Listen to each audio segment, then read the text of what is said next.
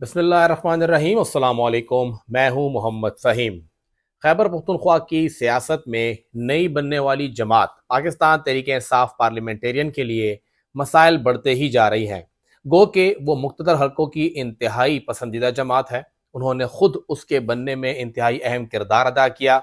लाडलापन भी है, लेकिन अवाम की जानिब से मकबूलियत नहीं है, कबूलियत भी नहीं की जा रही है। अब तक परवेज़ खटक साहब ने पूरे सूबे में जितने भी जलसे किए हैं, उनका पहला जलसा जो कि नौशहरा में था, जिसे वो बहुत ही कामयाब गर्दानते हैं, उसके बाद उसके करीब तर कोई भी जलसा नहीं आ सका है।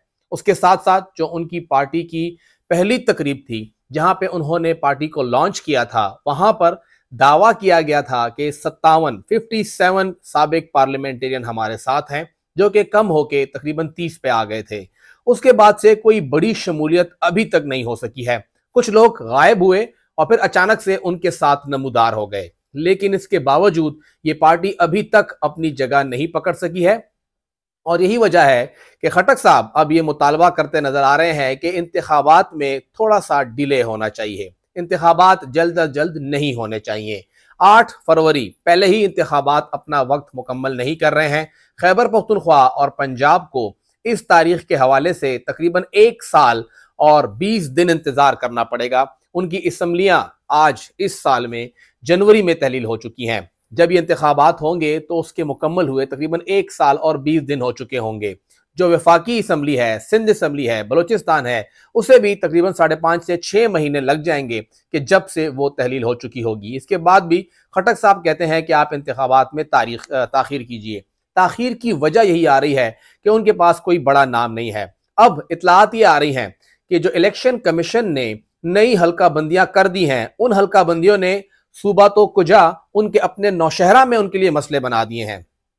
जिस हल्के से खटक साहब सूबाई असम्बली का इलेक्शन लड़ते हैं, उस हल्के में उनकी यूनियन काउंसिलों में तकरीबन 4 ऐसी शामिल कर ली गई हैं जहां पे उनका वोट बैंक इंतहाई कमजोर है, और ये उनके लिए एक बहुत बड़ा मसला बना रही है। कौमी असम्बली पे पहले ही उन्हें पाकिस्तान तहरीक इंसाफ का एक सख्त मुकाबला है, जहां पर दावा किया गया है कि वहां के जो जिले सदर हैं, उन्होंने वाजे किया है कि जहां पे खटक साहब होंगे मैं उनके मुखालिफ इलेक्शन लड़ूंगा। फिर उसके बाद जो रही सही कसर थी वो पीटीआई के इन वर्कर कन्वेंशन ने पूरी कर दी है। जहां भी कन्वेंशन होता है, सिर्फ चंद लम्हे कबल कहा जाता है और वहां पे एक बहुत बड़ी तादाद इकट्ठी हो जाती है। ये एक लम्हा फिक्रिया बन चुका है इस वक्त पाकिस्तान तहरीक इंसाफ पार्लियामेंटेरियन के लिए कि वो कहां पे खड़े हैं। दावे किए जा रहे थे कि पीटीआई इस सूबे के अंदर परवेज खटक की जमात है। उन्होंने कहा भी कि इमरान खान को तो मैंने वजीर आजम बनाया है, मेरे और महमूद खान के अलावा है ही कौन उनके साथ जो उनकी पार्टी चलाए।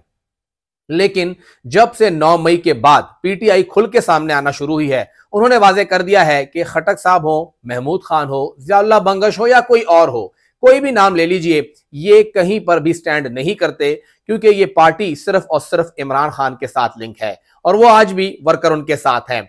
चाहे शरफ अफजल मरवत हो, चाहे यहां पे अली अमीन गंडापुर हो, या ये लोग ना भी हो, फिर भी ये पीटीआई के वर्कर निकलते हैं और दिखाते हैं कि उनकी स्ट्रेंथ क्या है। इस वक्त एक बहुत बड़ा दर्द ये मिल रहा है खटक साहब को कि वो कैसे इन लोगों का आधा भी ले आए, क्योंकि जब तक आप इंतखाबात के अंदर वोट नहीं लेंगे आप आगे नहीं आ सकते। धांधली भी होती है तो धांधली भी एक खास मकसद के लिए एक खास हद तक होती है, लेकिन यहां पर गैप इतना बड़ा है कि वो कवर करने के लिए खटक साहब को बहुत ही ज्यादा मुश्किलात का सामना करना पड़ रहा है।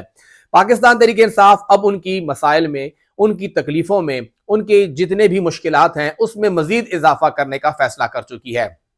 और वो ऐसे है कि अब सवाबी में भी वर्कर कन्वेंशन होगा। पेशावर में 3 बड़े जलसे होंगे, 7 दिसंबर, 8 दिसंबर और 15 दिसंबर। पेशावर की जो जिले तंजीम है पीटीआई की, उन्होंने डिप्टी कमिश्नर को दरखास्त जमा करा दी है कि वो यहां पर बड़ा जलसा करना चाहते हैं।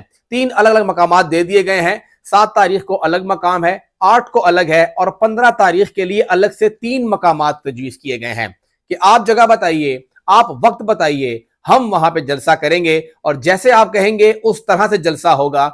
कभी भी कहीं भी कोई भी बंदा ना मुल्क के बारे में बात करेगा, ना ही यहां पर रियासत मुखालिफ बात होगी और ना ही किसी इदारे पर तनकीद की जाएगी। आप हमें जलसा करने दीजिए। ये एक बहुत बड़ा मसला होगा अगर पीटीआई पेशावर में इन जलसों में से कोई एक भी करने में कामयाब हो गई तो जो थोड़ी बहुत एक आप कह सकते हैं कि दावा किया गया है खटक साहब का कि जी नहीं यहां पे तो इतनी नहीं है, जैसे कि मीडिया थोड़ा दूर पड़ता है, दीर में वो कवरेज ना मिल सकी, करक में कवरेज ना मिल सकी, या अगर बात करें सवात की, एबटाबाद की, वो कवरेज ना मिल सकी, पेशावर के अंदर वो कवरेज मिलेगी। अगर पेशावर में ये लोग निकलते हैं, अगर पेशावर में पीटीआई यहां पे एक जलसा करने में कामयाब हो जाती है, चाहे जैसे भी करती है, तो उसकी कवरेज बहुत बड़ा असर रखेगी। और अब तो यह भी कहा जा रहा है कि परवेज खटक साहब अपना हल्का जीतने के लिए इंतहाई मुश्किलात से दो चार हैं। जितनी उन्होंने शमूलियतें की हैं, उनके सोशल मीडिया पेज के ऊपर तो बड़ी लंबी लंबी कहानियां होती हैं कि हमने बहुत बड़े बड़े नाम शामिल कर लिए हैं, बड़ी बड़ी विकटें गिरा दी हैं और बहुत बड़ी बड़ी शमूलियतें हो रही हैं। लेकिन जिसको भी शामिल किया जाता है, बाद में हमें भी गूगल करना पड़ता है कि ये बंदा है कौन, कहां से आया, किस टाइम नाजिम था, किस टाइम कौंसर था और कैसे शामिल हुआ। और अगर आप पार्टी के जो लोग हैं उनसे बात करते हैं तो वो भी सोचते हैं कि आखिर हमने किसको शामिल किया है, हमें खुद भी उसके बैकग्राउंड का इतना अंदाजा नहीं है। तो बड़ी बड़ी विकटें कहना कुछ और होता है और बड़ी बड़ी विकटें नजर आना कुछ और होता है।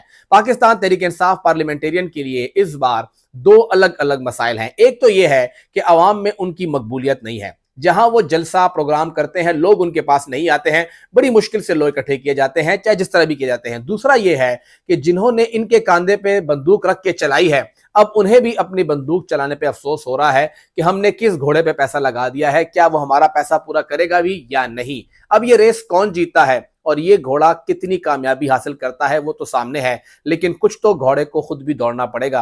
अगर घोड़ा बैठा ही रहे और ये कह दे कि मुझे आप विनर डिक्लेयर कर दें, तो फिर ये कोई इंतखाबात का अमल नजर नहीं आ रहा। ये 2024 के इंतखाबात हैं, ना तो ये 2002 के इंतखाबात हैं और ना ही ये 2018 का आरटीएस है कि बिठा दिया जाएगा।